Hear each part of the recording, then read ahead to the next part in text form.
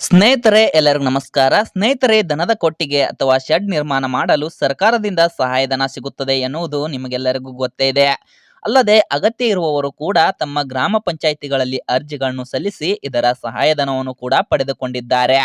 ಈ ಯೋಜನೆಯ ಮೂಲಕ ಸಾವಿರಾರು ಜನರು ದನದ ಕೊಟ್ಟಿಗೆಗಳನ್ನು ನಿರ್ಮಾಣ ಮಾಡಿ ಜಾನುವಾರುಗಳನ್ನು ಸಾಕುತ್ತಾ ಇದರ ಜೊತೆಗೆ ಪಶು ಸಂಗೋಪನೆಯನ್ನು ಕೂಡ ಮಾಡುತ್ತಾ ತಮ್ಮ ಆದಾಯ ಹೆಚ್ಚಿಗೆ ಮಾಡಿಕೊಂಡಿದ್ದಾರೆ. ಈ ಯೋಜನೆಗೆ ಅರ್ಜಿಯನ್ನು ಸಲ್ಲಿಸಲು ಬೇಕಾಗುವ ದಾಖಲೆಗಳು ಏನು, ಅಲ್ಲದೆ ಈ ದನದ ಕೊಟ್ಟಿಗೆಯನ್ನು ನಿರ್ಮಾಣ ಮಾಡಲು ಎಷ್ಟು ಸಹಾಯಧನ ದೊರಕುತ್ತದೆ, ಈ ಯೋಜನೆಯ ನೆರವು ಪಡೆದುಕೊಳ್ಳುವುದು ಹೇಗೆ, ಎಲ್ಲವನ್ನು ಕುರಿತು ಸಂಪೂರ್ಣವಾದ ಮಾಹಿತಿಯನ್ನು ಈ ವಿಡಿಯೋದಲ್ಲಿ ತಿಳಿಸಿಕೊಡ್ತೀವಿ. ಆದಷ್ಟು ವಿಡಿಯೋನು ಸ್ಕಿಪ್ ಮಾಡದೆ ಕೊನೆ ತನಕ ನೋಡಿ. ಸ್ನೇಹಿತರೆ, ದನದ ಕೊಟ್ಟಿಗೆ ಅಥವಾ ಶೆಡ್ ನಿರ್ಮಾಣ ಮಾಡಲು ಸರ್ಕಾರದಿಂದ ಸಹಾಯಧನ ಸಿಗುತ್ತದೆ. ಈಗ ಪ್ರತಿಯೊಬ್ಬರು ಕೂಡ ಹೈನುಗಾರಿಕೆ ಮತ್ತು ಪಶು ಸಂಗೋಪನೆ ಮಾಡಲು ಮುಂದಾಗಿದ್ದಾರೆ. ಹಸು, ಎಮ್ಮೆ, ಕುರಿ, ಕೋಳಿ, ಹಂದಿ ಮುಂತಾದವುಗಳನ್ನು ಸಾಕಲು ಮುಖ್ಯವಾಗಿ ದನದ ಕೊಟ್ಟಿಗೆ ಅಥವಾ ಶೆಡ್ ನಿರ್ಮಾಣ ಮಾಡುವುದು ಅಗತ್ಯವಾಗಿರುತ್ತದೆ. ದನದ ಕೊಟ್ಟಿಗೆ ಅಥವಾ ಶೆಡ್ ನಿರ್ಮಾಣ ಮಾಡಿದಾಗ ಸರ್ಕಾರದಿಂದಲೂ ಕೂಡ ಸಹಾಯಧನ ದೊರಕುತ್ತದೆ. ಮೊದಲು ಸಾಮಾನ್ಯ ವರ್ಗದ ರೈತರಿಗೆ ದನದ ಕೊಟ್ಟಿಗೆ ಅಥವಾ ಶೆಡ್ ಅನ್ನು ನಿರ್ಮಾಣ ಮಾಡಲು ಸರ್ಕಾರದಿಂದ 19,500 ರೂಪಾಯಿ ಸಹಾಯಧನ ಸಿಗುತ್ತಿತ್ತು. ಅಲ್ಲದೆ ಪರಿಶಿಷ್ಟ ಜಾತಿ, ಪರಿಶಿಷ್ಟ ಪಂಗಡದ ರೈತರಿಗೆ ದನದ ಕೊಟ್ಟಿಗೆ ನಿರ್ಮಾಣ ಮಾಡಲು 42,000ವರೆಗೆ ಸರ್ಕಾರದಿಂದ ಸಹಾಯಧನ ಸಿಗುತ್ತಿತ್ತು. ಪ್ರಸ್ತುತ ಈಗ ಸರ್ಕಾರದ ಆದೇಶದ ಮೇರೆಗೆ ಎಲ್ಲಾ ರೈತರಿಗೂ ಸಮಾನವಾದ ಸಹಾಯಧನವನ್ನು ನೀಡಲಾಗುತ್ತಿದೆ.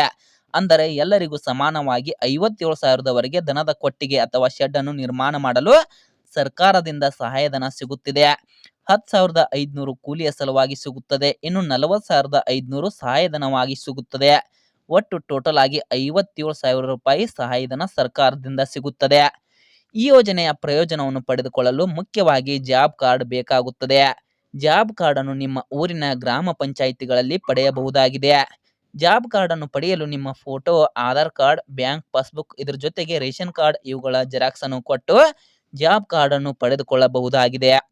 ಸ್ನೇಹಿತರೆ, ಜಾಬ್ ಕಾರ್ಡ್ ಅನ್ನು ಹೊಂದಿರುವ 5ಕ್ಕಿಂತ ಹೆಚ್ಚಿನ ಜಾನುವಾರುಗಳನ್ನು ಸಾಗಾಣಿಕೆ ಮಾಡುವ ರೈತರು ಈ ಯೋಜನೆಯ ಸಹಾಯಧನವನ್ನು ಪಡೆದುಕೊಳ್ಳಬಹುದಾಗಿದೆ. ಇದರ ಜೊತೆಗೆ ನಿಮ್ಮ ಊರಿನ ಪಶು ವೈದ್ಯಾಧಿಕಾರಿಗಳಿಂದ ಜಾನುವಾರುಗಳನ್ನು ಹೊಂದಿರುವ ದೃಢೀಕರಣ ಪ್ರಮಾಣ ಪತ್ರವನ್ನು ಪಡೆದು ಈ ಯೋಜನೆಯ ಲಾಭವನ್ನು ಪಡೆದುಕೊಳ್ಳಬಹುದಾಗಿದೆ. ಸ್ನೇಹಿತರೆ, ಇನ್ನೂ ಇದರ ಬಗ್ಗೆ ಹೆಚ್ಚಿನ ಮಾಹಿತಿ ಬೇಕಾದರೆ ನಿಮ್ಮ ಊರಿನ ಗ್ರಾಮ ಪಂಚಾಯಿತಿಗಳಿಗೆ ಭೇಟಿ ನೀಡಿ ಇದರ ಬಗ್ಗೆ ಹೆಚ್ಚಿನ ಮಾಹಿತಿಯನ್ನು ತಿಳಿದುಕೊಳ್ಳಬಹುದಾಗಿದೆ.